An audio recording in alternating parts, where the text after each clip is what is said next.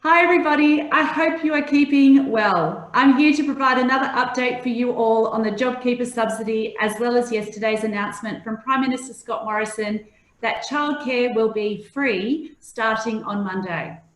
I've also invited Nicole Rudden, a General Manager of everything, Risk, Safety, Environment, Quality and Governance, to check in with you all and discuss staff wellbeing during this challenging time.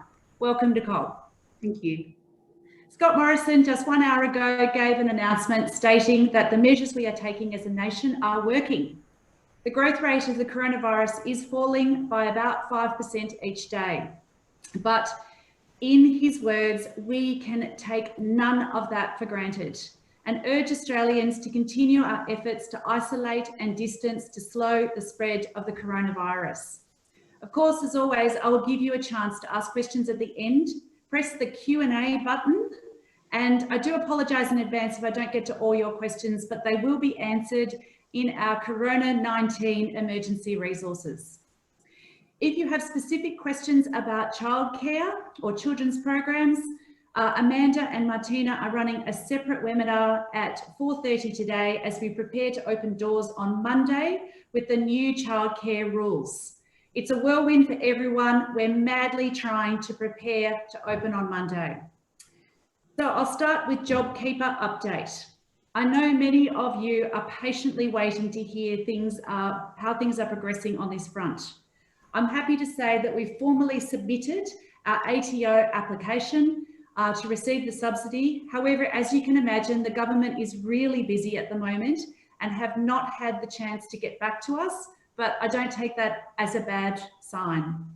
In preparation, our payroll team are getting ready to set up to process payments for those employees who may be eligible. This is, of course, without knowing for sure that we have been successful yet. But we want to ensure that in the event we are successful, we can make these payments hit your bank account as soon as humanly possible. The other key point I'd like to mention is that, like I said in my last webcast, the subsidy has not yet as yet been legislated. Until it is, payments cannot be made. However, we have heard that they are planning on attempting to legislate this on Wednesday, 8th of April, which is next week. So we will be waiting on that announcement next Wednesday. So before I move on, I really want to make it clear to you all that we are fully supportive of this subsidy and are doing absolutely everything within our power to set ourselves up for success.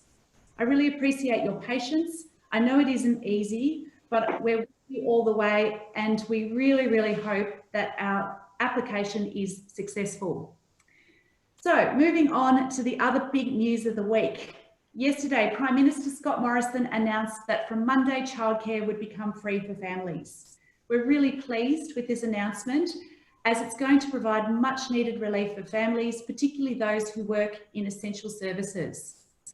This will enable those people, and to indeed anybody working, to be able to keep their children attending our childcare service. It also means that those who are keeping their kids at home to isolate will not lose their place in our early learning centres and our OSH programs when things begin to return to normal. These measures have been put in place to protect and ensure the viability of the childcare sector.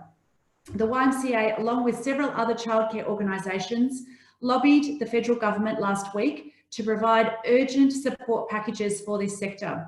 So it is reassuring to know that our voices have been heard, protecting so many jobs for our staff, as well as enabling families to continue accessing childcare when they need it the most. We knew it was an essential service. So from Monday, all children are able to receive free childcare with priority of access given to children of essential workers, vulnerable children, and children who cannot be cared for at home.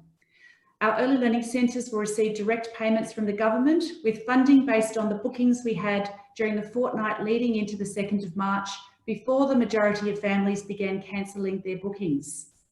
The other good news is that families who have already withdrawn from care will be able to re-enrol without their children actually attending. And this will be at no cost, which secures their place with us when things return to normal. We hope that this is a positive sign, and the community will respond by increasing attendances in our childcare programs. This includes several of our holiday programs that recently closed due to coronavirus, but with this announcement of free childcare, we're really pleased to say that we're going to reopen a number of these on Monday in response. Over to you, Nicole. Thanks, Carolyn. So as Carolyn said, I'm Nicole Rudden, the General Manager of Risk, Safety, Environment, Quality and Governance. Now more than ever, it's important that we all put our health and wellbeing first. And I extend those wishes to you and all of your family. I hope that you are all staying well and healthy during these challenging times. Eating well, getting enough sleep and exercising are all the obvious ways that we can look after our physical selves. But looking after our mental well-being is not so simple given the current situation that we find ourselves in. So I thought it was an opportune time to remind all of ourselves how we can look after our mental well-being.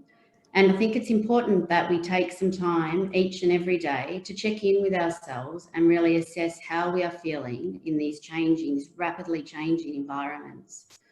So I think finding a healthy balance in relation to media coverage and accessing good quality information can really help you maintain a realistic perspective about the coronavirus. And I'm happy to share that at times I've felt really overwhelmed by the media coverage that we're receiving every minute of every day regarding coronavirus. So if you are ever feeling the same way, I think it's really important to allow yourselves to switch off when you need to. And sometimes that might mean actually deleting the news app on your phone, even if just for one day. When you're in self-isolation or quarantine, there are a number of ways that you can help your mental well-being.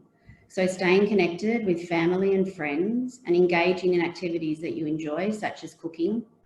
My 15-year-old has taken it on board to actually cook the family dinners. So sometimes they're wonderful, sometimes they're interesting, but nonetheless, it's really connecting us as a family. Engaging in activities, other activities such as completing a puzzle and reading, and reminding yourselves that what we are doing now is temporary and going to save lives. For those of us and those people that are working from home, please remember to take breaks when you need them and establish a dedicated workspace. At the Y, we know that keeping active really benefits us physically as well as mentally. So if you haven't already done so, I highly encourage you all to sign up for your free access to Les Mills On Demand, which the YMCA have provided to all staff and volunteers for 60 days. As well as high impact workouts, which may not suit everybody. This premium service also offers mindfulness, yoga and body balance programs. And finally, please remember our EAP service is available free of charge to all staff, volunteers and families. So even if you are not currently working, you can access this service via phone, text message and email, as well as video chat. They provide digital wellbeing content, videos, podcasts, articles, and online toolkits. So if you Google EAP LifeWorks, you'll be able to find out more information. If you want anything more specific, please reach out to our People and Culture Department and they can assist you more specifically. I'll now pass over back to you, Carolyn, for specific questions. Okay, fantastic. Well, I'm getting better at this. So I seem to have a lot of people have put some chats on and clearly it was very evident that I was silent. So I got that message. So thank you. I also got the message that I rock. Wow, that's nice. Thank you. Now, here goes the real ones. I already applied job seeker allowance. Do I need to cancel the application for JobKeeper? I assume that what you've done is you've applied for it on the ATO. No, you don't need to do that. That is only for organisations such as ourselves. So no, you can cancel that. It will get administered through us if we get our application approved. This one's really technical, so I will read it out, but this is the sort of level of complexity that we are going to have to work through. So hi, Carolyn, in regard to the government help, I'm on the temporary resident partner visa 820. Do you know if I'll get support? I'm a part-timer employer and I've worked in the Y since 2017. These are absolutely the type of detailed questions that's going to come into the legislation. So we will want to work through absolutely every single one of those with you. But we don't have the answer yet. We simply don't have it. Will we still get the money backdated if we are taking annual leave? That is another one that we are working through. We've actually got a pro bono, which means for free service with Ernst & Young. We're working nationally on the job seeker and answering all your questions. We've got every single HR general manager or manager in the country working on the questions and answers. And then we're working with Ernst & Young, who are going to help us ensure that we're getting them right. And then once it's legislated, they're going to ensure that we get the right answers and we get this material up in for you. And obviously, hopefully, as soon as we get the announcement that we are an eligible employer, we will let you know. So ask what eligibility criteria for the JobKeeper payments. I would encourage you to go into the resources that we've already put in. You can see what the eligibility is.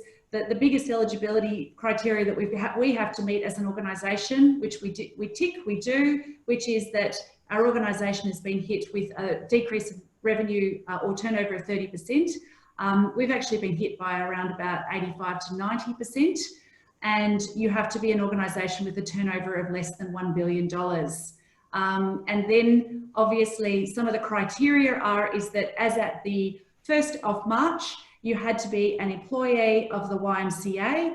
And if you were a permanent or part-time employee, if you're a casual, you had to be working with us for 12 months prior to that date to be eligible. They're the only two things that we know for sure at this point, but we will be providing more detail for your individual circumstances. Yeah. I do have to apologise in advance. Yes, this Zoom was only booked for 500 people.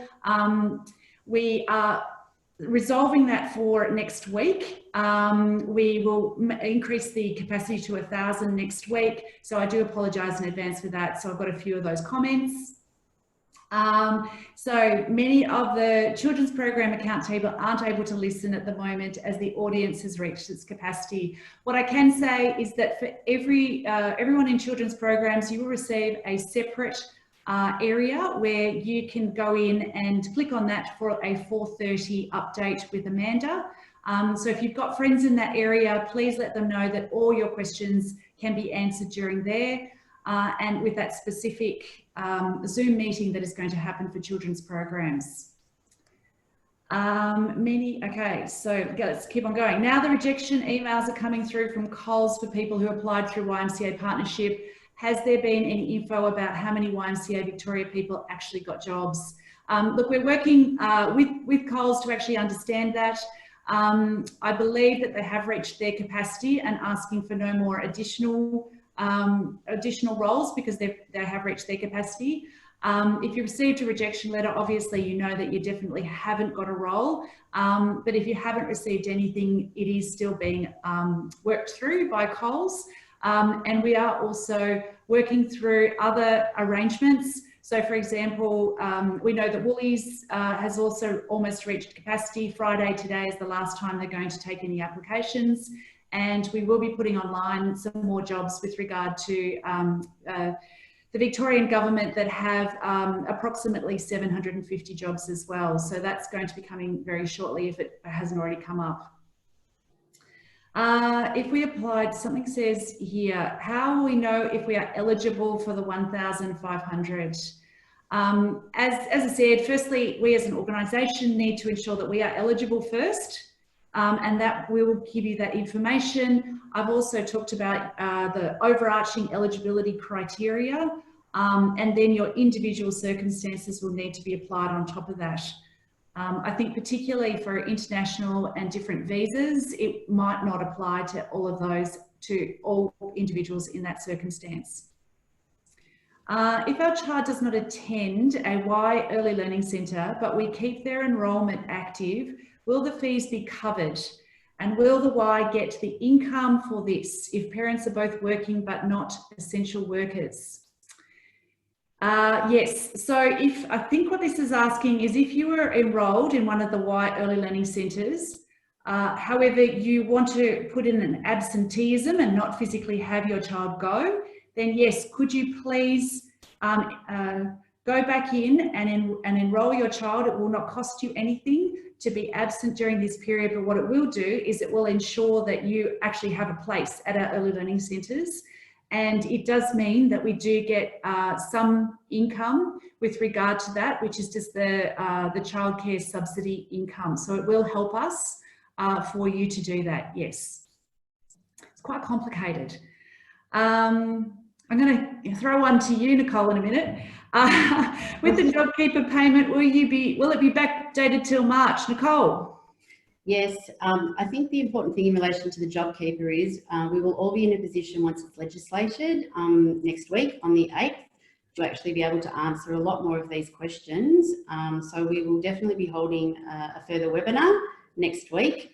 And ideally, for all of us, we will be able to, provide much more information because we, to be honest, we have a number of questions ourselves that we are eagerly anticipating the answers to. So what we can do is provide the information up on our YMCA coronavirus website as such. So once we know this information, we will communicate this out to you. The legislation is the important part that we are all waiting for eagerly. But as Carolyn said, we are so supportive of the JobKeeper legislation. So yes, bated breath, 100%. Okay, fantastic. We've got a few people asking the question about if I'm currently taking annual leave, will I still get back paid? Look, all I can say is we haven't got the legislation yet, but I do know that Scott Morrison made the comment that there would be some understanding that people might have taken annual leave from the 30th of March onwards, which is when the payment will be starting. In which case we are encouraging you, at this stage, we believe that we will be able to sort through that and not disadvantage you about taking annual leave payments at the moment. But we just don't know at the moment. But do understand that any annual leave you took prior to the 30th of March, that will not be impacted anyway because the JobKeeper doesn't start until the 30th of March. Okay, so how do I make my job with the Y my primary employer if I have two jobs? Look, we have heard that the primary way of doing that is which job you have created the tax-free threshold. So the tax-free threshold, if you've asked for the Y with that, that will mean that we're probably your primary employer.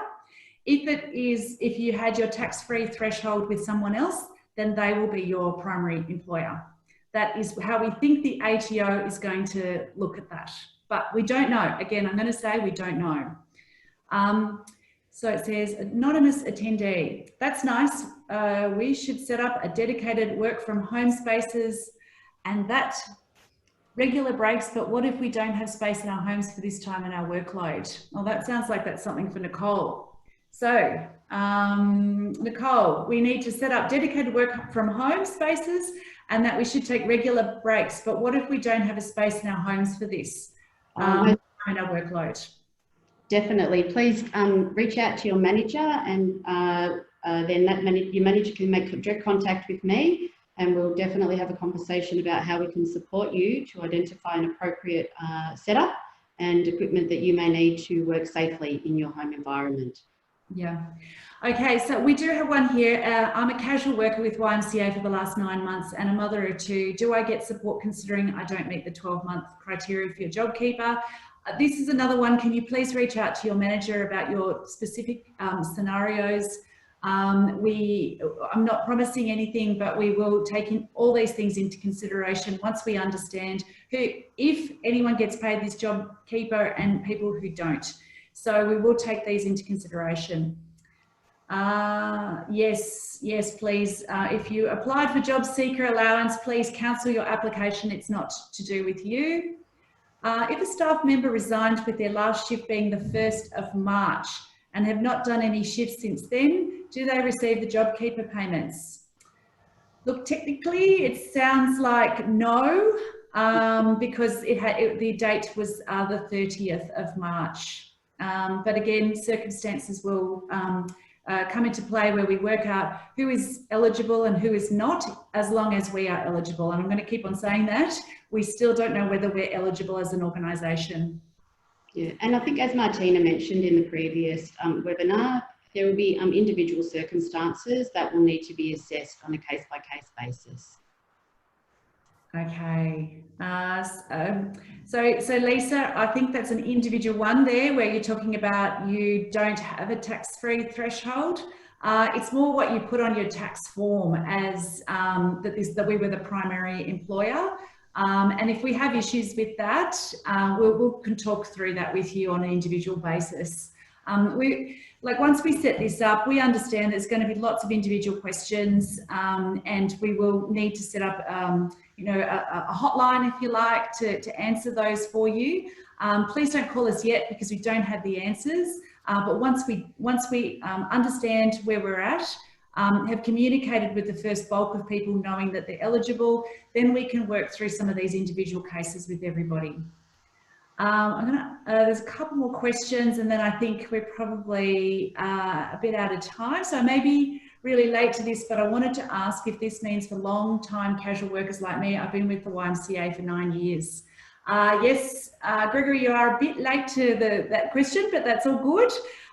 If you were a long-time casual worker, meaning over 12 months as at the 30th of March, then you will be, as we understand it, eligible as long as the YMCA is eligible, which we're still waiting on that answer. Are we required to use our long service leave before receiving any benefits? It's not my understanding, but again, we're waiting for the legislation. We just don't know the answer to that question. And this is the final question. Hi ladies, first thank you all so much for all these information. I appreciate all your efforts. You've probably already answered this, but I'm also registered as a sole trader. So I applied for the JobKeeper allowance before we had these webinars. Do I cancel my application and wait for the Y application to go through? I don't know. So it sounds like you're also, it depends what you do with us. So it sounds like you're a casual employee of ours. So I'd have to know a little bit more information before I could answer that particular question. All right. Well, thank you very much for all your questions. Again, we are going to have another webinar Friday, unless, of course, there is some other news around the JobKeeper seeker. Obviously, these are the things that are really interesting to you. I think the news, obviously, yesterday about the free childcare is absolutely amazing. So that's the sort of thing, again, we'll have more up-to-date information for. So please take care. Have a lovely weekend. Make sure you get in some Les Mills classes if you would like, or have a great, or have a look at our great swoon materials. I looked at those today. They're absolutely brilliant, particularly if you've got some young kids. And the other thing that I thought was really great is maybe you can go digitally to the zoo and see all the amazing animals there. Michelle Brueggemann was telling me about that and she's very proud of what she's been able to achieve there. So it looks amazing. Anyway, take care everybody and we'll see you on Friday. Cheers. Stay safe. Bye, Nicole. Bye.